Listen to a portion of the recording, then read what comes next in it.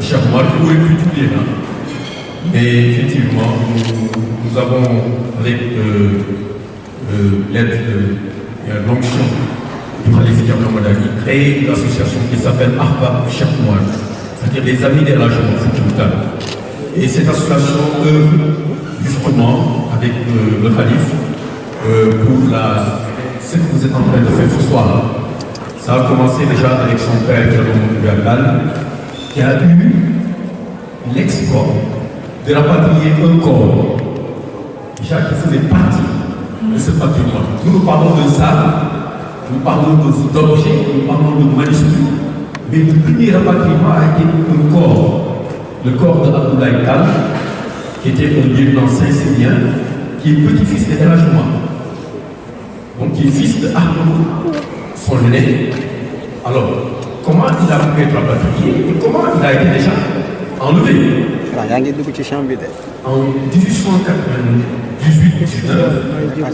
suite à la prise de Ségou par le colonel Ashkinar, dont Cheikh m'a évoqué tout à l'heure, Ashkinar est rentré dans le fort de Ségou au moment où Ahmadou, le fils de El Hadj Omar, était parti vers le Niger à la recherche d'armes et de renforts pour faire face à l'envahissement des colons.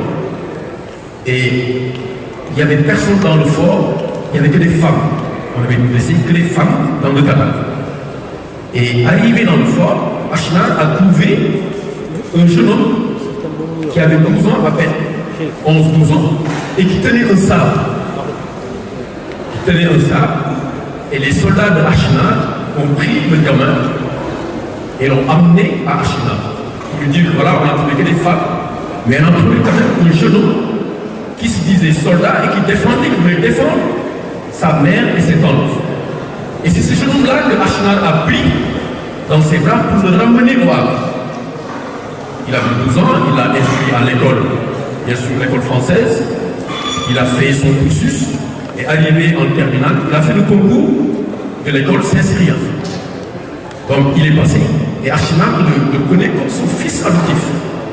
Donc il est passé à ce concours-là. Il est allé à Kouétida, donc en tant que jeune aspirant. Et à sa première année d'école, pendant les vacances d'été, il a demandé à Ashkinar de pouvoir se rendre au Mali pour revenir sur la terre de ses ancêtres. Et il est revenu au Mali, à Ségou précisément, et il a chopé ce qu'on appelait à l'époque la malaria. C'est le paludisme, dans l'actuel vocabulaire. Il a chopé le paludisme et Ashkinar l'aimait tellement qu'il a dépêché un avion médical pour qu'on le ramène d'Arda en France pour pouvoir le soigner. On l'a ramené, mais malheureusement, il est décédé là. Et Ashkinar l'a inhumé donc en France.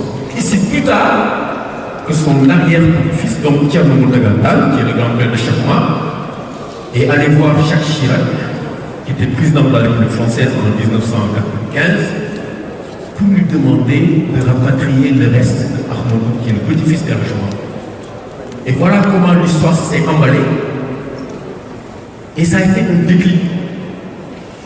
Bon, le président Jacques Chirac a accepté. À l'époque, M. François Léotard était ministre de la Défense, donc française. Et on a pu, donc avec les consuliers et l'aide justement du gouvernement sénégalais, rapatrier les restes de Abdoulaye par des généraux de l'armée française, ici, à Dakar. On lui a fait une cérémonie au camp d'Adiop d'abord, puis au mausolée de Moukoundal, puis ensuite, par avion militaire, on a ramené à Ségou, où maintenant il repose tranquillement à côté de Ségou. Voilà donc je disais comment le premier rapatriement est un rapatriement humain. Et maintenant, celui qui peut le plus peut le moins. Ashkinar a ramené chez lui Abdoulaye Tal. Mais en ramenant Abdoulaye, il a ramené plein de choses, dont le sabre d'Abdoulaye tenait, dont les manuscrits que Cheikh Omar avait dans sa bibliothèque à Ségou, dont énormément de kilos d'or qu'ils ont amené avec eux, et tant d'autres choses que les gens ne connaissent pas. En tout cas, aujourd'hui, dans la bibliothèque du musée naturel du Havre, il y a plus de 500 manuscrits de El Hadj Omar qui donnent. 500 manuscrits. Vous imaginez est minuscule. Donc voilà l'œuvre, la grande tâche qui nous attend. Après le vote de la loi, bien sûr, à l'Assemblée nationale française, pour démarrer tout cela.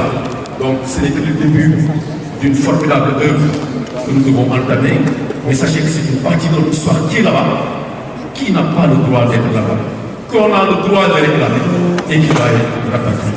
Voilà donc quelques mots pour le bail de monde sur ce que nous sommes en train de faire, ce que vous êtes en train de faire, ce que le Sénégal doit faire, ce que l'Afrique doit faire, parce que ces objets n'appartiennent pas uniquement au Sénégal.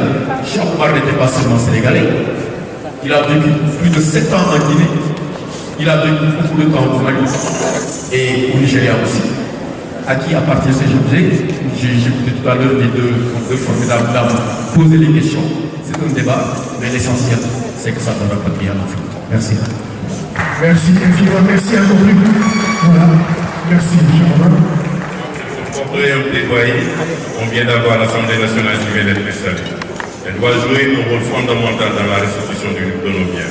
Elle doit se positionner et prendre des lois qui nous permettent aujourd'hui d'aller en France un peu partout en Europe, récupérer le bien des Africains, je parle pas même du Sénégal. Et je pense que c'est essentiel parce que économiquement aussi, c'est rentable pour la société. Merci beaucoup. Merci beaucoup.